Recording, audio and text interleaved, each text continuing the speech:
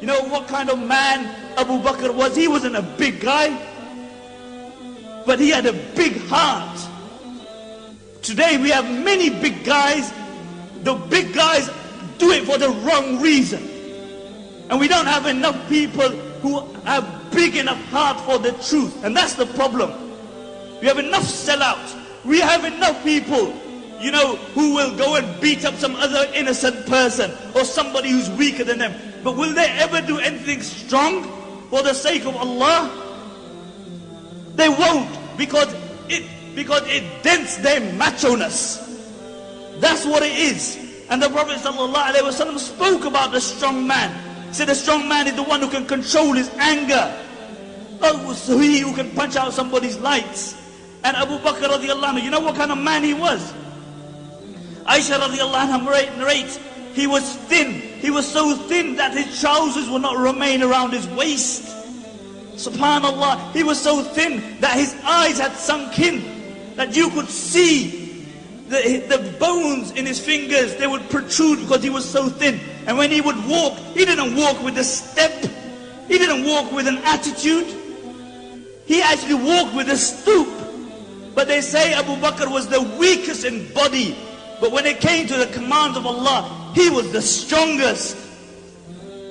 When you look at macho men and you make them your role models, then why don't you compare them with the Prophet ﷺ? The Prophet ﷺ fought with people for what? Not to beat people up, to bring them closer to Allah. In the time of the Prophet ﷺ, there was a man called Ruqana. And Ruqana was the undisputed wrestler of his time. In those days, Umar ibn Khattab and Khalid bin Walid were wrestlers.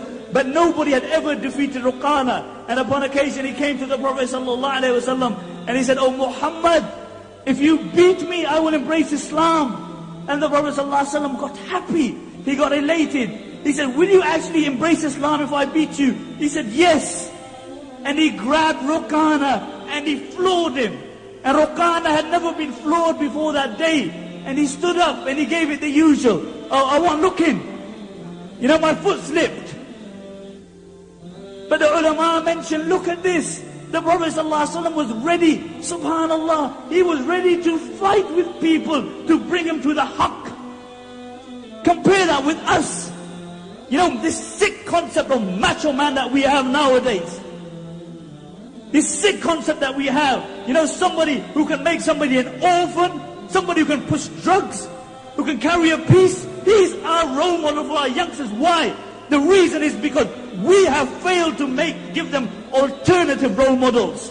If you had told your child about Khalid bin Walid before they slept, they would have looked up to the local drug dealer.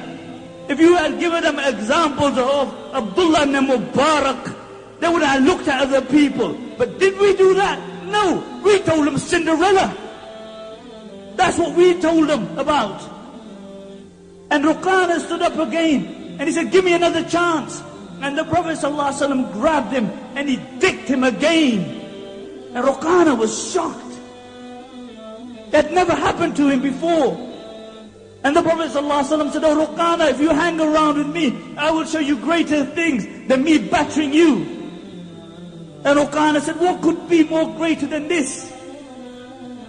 And the Prophet ﷺ indicated toward the tree. And the tree ripped through the earth. And they stood in front of the Prophet ﷺ. And they bore witness that there is no God but Allah. And you are His messenger. And the Prophet ﷺ turned to Ruqana. And he said, "Oh Ruqana, I told you, hang around with me. And I will show you things which are greater than me battering you." But this was the life of the Prophet ﷺ. And the examples go on and on. We live in a shallow society where, you know, you judge people by how good looking you are.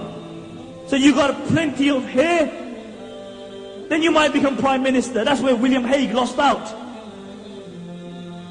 You know, you're good looking, but good look, you know, only skin deep. But if that is what you're looking at, then is there anybody's looks who can compare with the looks of the Prophet sallallahu alaihi wasallam? Jabir radiallahu anhu mentioned, I saw the Prophet sallallahu alaihi wasallam on the night of a full moon. And I looked at the face of the Prophet sallallahu alaihi wasallam, and I looked at the full moon. and I looked at the face of the Prophet ﷺ, and then I looked at the full moon. And then I looked at his face again, and I looked at the full moon. He said, I swear by Allah, the face of the Prophet ﷺ was more radiant and more beautiful than the full moon. Do you know what this story, tell your children this story tonight, of Zulaykha is? Zulaykha was the wife of the Aziz. She was an honorable woman, and she fell in love with Yusuf alayhi salatu wasalam, who was a slave. And the news spread around that she was infatuated with this slave. So the other honorable women started saying, you know, how did she fall in love with him? Let me put it in a context that you can understand it. How did Raja Saab's daughter fall in love with so-and-so? And I won't mention. How did Raja Saab's daughter fall in love with him? So she gathered all the women and she gave them an apple.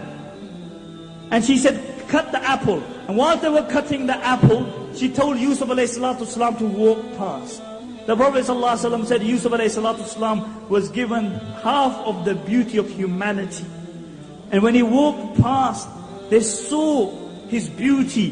They were so immersed in his beauty. Whilst they were cutting the apple, they cut through their fingers and they did not even feel the pain. Aisha radiallahu anha mentions, if the women of Zulaykha had seen my Muhammad sallallahu alayhi wasallam, they would have cut their hearts and felt no pain.